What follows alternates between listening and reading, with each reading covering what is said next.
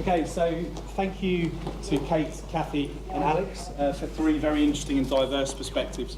We're now going to take a seat here. Commercial break from Kate, and we're going to kick off with a discussion. So I opened by talking about the fact that marketing spend is growing faster than advertising spend. And actually the examples that you've shown, Alex, are a lot about brands working with influencers, which is not classic paid media. I mean, of course, you've done a TV ad, Kate, but you talked a lot about social ideas. So how has your media mix, maybe you'd start, has your media mix changed over the last few years, and how do you see media mix changing in the broader kind of landscape? Well, we're a TV and search sort of marketing company. TV just works in the short term and the long term. So we can see lifts on all our metrics as soon as we put an ad on air. It's an absolutely instant response. So for me, that's sort of interesting to that's where the econometric model sort of optimizes between TV and search. I think where we'll progress to is to doing more stuff in the in-market segment. So really, if we're half and half at the moment, it's probably maybe moving to a third, with a third moving into the in-market segment and really using data to capture some of those triggers. But that's a super hard piece to get the incrementality right on. So we are testing. We spent 2 days, workshops, 60 people in the company figuring out our testing methodology. It's absolutely at the forefront of what we're trying to do and really figure out how to scale that piece. Okay, very interesting. And Alex, you obviously worked in broadcast, which has been the bastion of ad revenue for media. Yet you're working in a business that's very disruptive, trying to connect influencers with brands. Where are you taking your money from? Is it incremental, or are you taking it from TV, or does it not really matter? For us at the moment, we charge our brands access to our site in order to activate the influencers and therefore to generate the advocacy. I mean, if you look at the sort of the media landscape from a broadcast perspective, it's fascinating to hear where that fits at the moment. But it sort of feels like it's going to change quite dramatically. I mean, the linear broadcast as we know it is disappearing very quickly. It's all about viewing what you want to watch when you want to watch it, with probably the exception of live sport and something like the X Factor, which is appointment viewing. And as a result, the advertising around that is going to suffer. I mean, you have Sky Go now. I mean, I don't know how many people sit and watch the adverts if you're watching something on delay. So I'm not quite sure what it looks like going forward. I think that the television model is probably under threat somewhat. For us, though, I mean, yes, it's about brands coming onto the influence. And is there a trend of talent that has worked on TV supplementing income through doing this kind of thing more and more? Through the influence? Yeah. Well, what's interesting with us is that actually probably over 90% of the activity on our site is contra, so there's no money changing hands. It's about the influencers wanting to join with brands because they're already telling stories. It's why we say we like people of influence who are successful at what they do, because they are already successful in that right. It's not about using their channel and their audience as a revenue generator.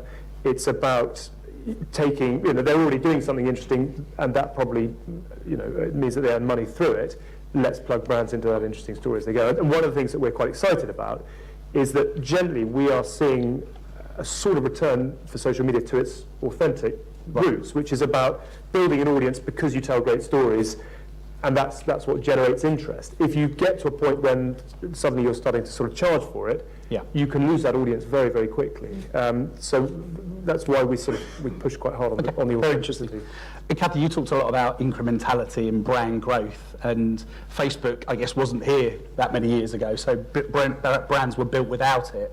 And you talked about incrementality. Could you just talk about how Facebook believes brands are built in the 21st century? Yeah, I think the most interesting thing I've seen in the time that I've been, so I started at Facebook in 2010 when the kind of clients that we were working with and our entire strategy was very, very different than it was today. So back then, when I was literally the first person in marketing science in the company that sat outside of the US. And our target, where we thought big growth was going to come to, was big FMCG, big TV advertisers. And if I take a look at who we're working with today, I think that's very different. So I'd say kind of like how you work with different types of advertisers. and how we grow brands is different depending on if you're a brand that has a long heritage and high awareness. The mechanisms and the role that we play in the media mix is going to be very different. We play a buttressing effect. We play, going back to, not to talk again about kind of like Byron Sharp, but repeated messages and synergies and how common cues play together cross-channel is super important. So creative is going to be super important on our platform, and see between what's going on in TV and other digital channels, and the complementarity is going to reinforce, I think, the message that people ultimately receive, and consistency is really important. Yeah. And then we work increasingly with brands that might not have a presence on TV. So they might be, I loved your stories behind the entrepreneurs who have this idea that they want to kind of bring to life, and they have a mission of creating a product or creating a service. And we work with a lot of those companies. Too, who aren't investing on TV. So they, kind of the advice that we give on frequency, on flighting is going to be kind of very, very different. The measurement's going to be very different. We're going to be able to use kind of lift tests because we're the sole channel, as opposed to needing to work within econometric modeling or Cantor World Panel or other kind of studies as well. So it's very different. And Kate, you obviously worked on a lot of different brands at Havas and kind of probably looked at every possible way a brand can be built and how to understand that. You work in a much faster moving tech startup business, but you still believe in the power of TV and storytelling. What has changed? How do you look differently at how you build a brand with the type of business you work in? Is anything different, or is everything just the same but with slightly different kind of lens on it? Good question. I think you can build brands digitally. I've seen loads of brands built on Facebook. I think it's a super interesting way, or Google. And I think we see the power of other media like TV is a way to accelerate our growth and scale it super quick. So that's the power it gives us. It gives us, if we're not relevant, if we're not being talked about by the mass, the public, if we're not culturally relevant, we can't scale our piece. And that's why we're on posters at the moment. It's why we like TV, because it allows us to get into that conversation quickly. You can't become culturally relevant just through social channels? Well, I think you can. Absolutely can. I think it's a speed thing, isn't it, and story thing, and if you've got an amazing story like Aston Martin, of course you can. God, absolutely. But we are in a sector that we sell domain names. Yeah. So I think you've got to play on some of those different aspects for different businesses. Okay, so I want to touch on the trust thing briefly for a second. I mean, digital has arguably squashed kind of a lot of media channels, print and radio, and is now starting to take some money out of TV. But it's having its own trust crisis, whether that's brand safety or fake news or whatever else. And of course, we've got kind of the human side of marketing, actually people kind of being the people that people trust as opposed to organisations or platforms. So I'm interested in, Kathy, if I can maybe touch you, because Facebook's obviously getting a lot of... question for Facebook. It's getting a lot of focus. I couldn't really not ask you about Facebook's view on this. I mean, your earnings report last night showed that the figures continue to grow exponentially, yet there's a sense of actually there's some, as Patrick talked about, need for citizenship and making sure that there is meaningful connections created. So maybe you could just give us a headline on that. Well, I think I sit from a position of working within a marketing science team, and I think the kind of trust and having to prove trust is not new. It's obviously intensified, and as I kind of alluded to when we started, I think that there is a lot that Facebook will kind of have to prove out, and in my world, that comes down to media measurement. So not necessarily changes in our feed, although 100% there in brand safety there are issues too. But I think what I work closest with is on the industry side, the expectations for Facebook, especially after the IPA, ISBA have kind of mentioned they have a mission to improve things in the industry. And when you talk to either IPA or ISBA, that's going to mean more transparency on in-view. I think more transparency or more ability to buy in different viewability levels is an ask for them, and then as what they call to be able to actually administer on the platform as designed. So experienced as designed, creative, because or video, as a matter of fact, because that's what is seen to have an impact. So all of those things and those asks, as far as trust, are kind of very relevant to my world, because And it's Facebook viewability. measures trust, don't they? Internally, don't you have a measure for trust? Like how your community trusts? Yes, we measure from users, and I know there's somewhere in the company that obviously measures it among clients. But I think kind of going back to going back to what I see critical is kind of talking more about viewability.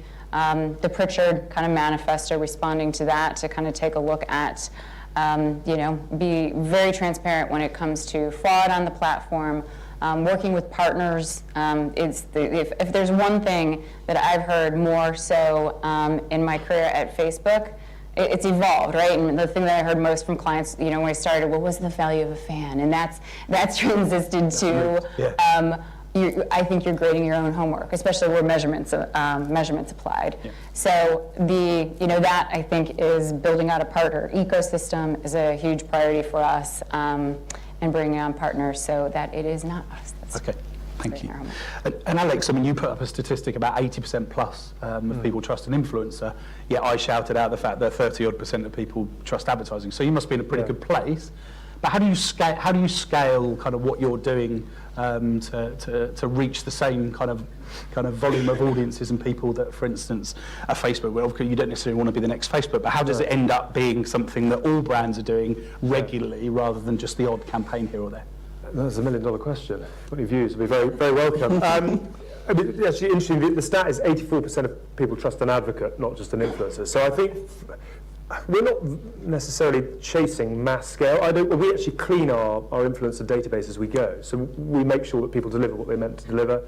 If they're not sort of meeting the standard, we're about good brands and good people having good conversations. If they don't match up to that, they're not much use to us. I don't want to sit here in 5 years' time and say we've got 100,000 influencers come aboard. What we actually want to be able to say is we've got 5,000 influencers, but they're the most highly engaged, interesting people who your brands will want to connect with, because they're out doing really interesting stories that and we'll want to work with you on an authentic advocacy basis. It's not about paying people to promote. And I think it's interesting hearing about what's happening with both of you. I think there was a line earlier on today about the fact that the pace of change will never be as slow as it is today. I mean, there is so much noise in this space at the moment. There is, absolutely. I think you hit the nail on the head. It's going to be about trust. It's going to be about the quality of the content that's created.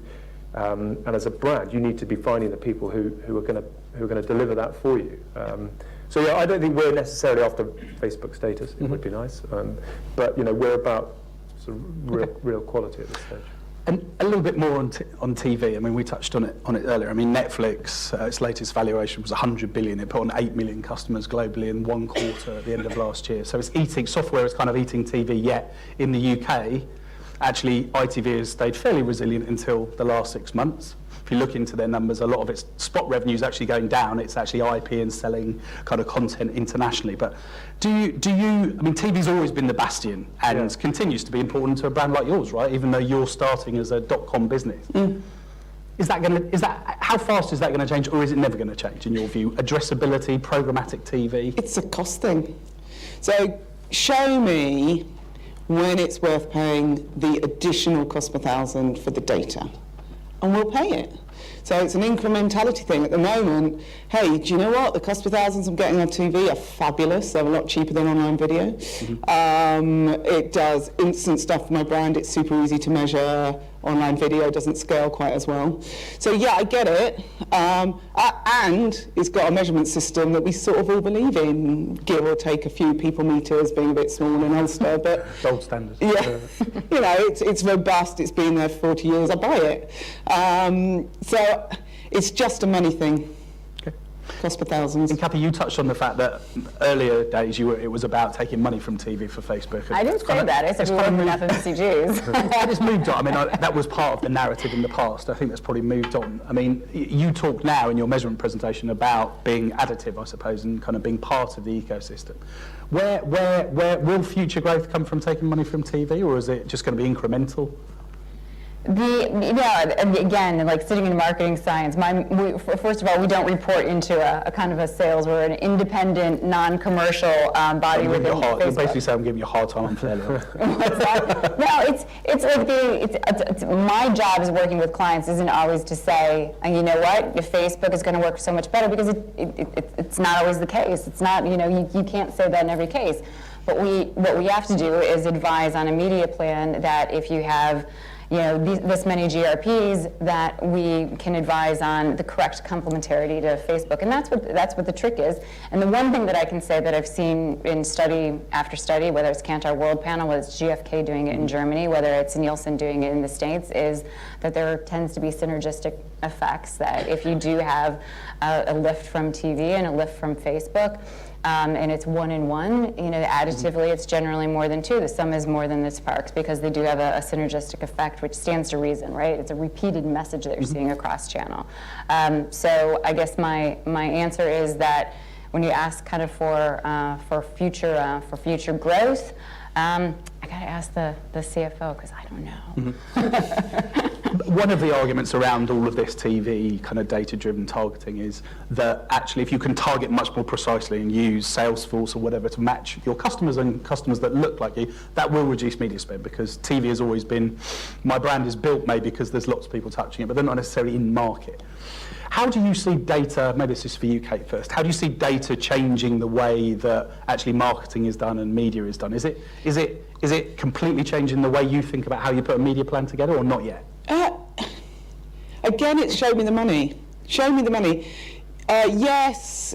I mean, the general feeling is you pay more cost per thousand to get the additional data, and it probably pays back at the same rate as TV. And so, you add a kind of lot of complexity to your marketing plan. Remember, we're trying to scale on 140 markets. So, we don't want to add too much complexity, different formats. The different formats on online video and the different sizing you need to do. There is some complexity with embracing some of these channels. Yeah. It is like genuinely, show me the money. As soon as online video gets as cheap as telly and as effective, the money flows in a measurement system that we all believe in. Okay, that's a good point. And I mean, arguably, we've seen the valuations of Facebook and Google continue to rise through the survey, and the ad revenue follows that. Amazon has been a bit of a sleeping giant when it comes to advertising. Arguably has a business about $1 billion kind of dollars in advertising, but potentially has the richest crude oil of anyone, because it has all of the transactional data, what you buy, when you buy it. Do you, for any of you, do you believe in the hype that actually Amazon is coming, maybe you first, Kathy, for Facebook and Google, or do you believe it's a side project because actually they're in so many other places? They went into healthcare earlier today. Is it not going to be a priority? To, I think, compete with Amazon. Again, that's like so above my pay grade. I think what's interesting with me with Amazon is, it comes down to like outcome data, because that's where it's interesting to measure, because we have advertising that impacts the way people, TV has advertising that impacts what people purchase on Amazon, and understanding that relationship is interesting. And again, they're the holders of that. Yeah. Okay, do you have a view? For some sectors, yeah. For some sectors, it's going to be super important as an advertising channel. But I think we tend to think of all the platforms as complementary. So a lot of our customers might start on Facebook. Some of them might even start on Pinterest if they're that. Professional services are getting most of their leads from Pinterest. 80% of their leads from Pinterest through infographics. Who'd have thought that? So it's so sectoral, that actually some of these social platforms where you can start for free, you're not paying money, you can get quite a big reach, then you can build. Then you might get a website, you might get a website and start selling on Amazon and pay their commissions and promote it on Facebook. So I see it as an ecosystem, and I think it would be good as a channel for some sectors, but we're not buying shampoo necessarily on Amazon at the moment, so it's more that niche kind of product or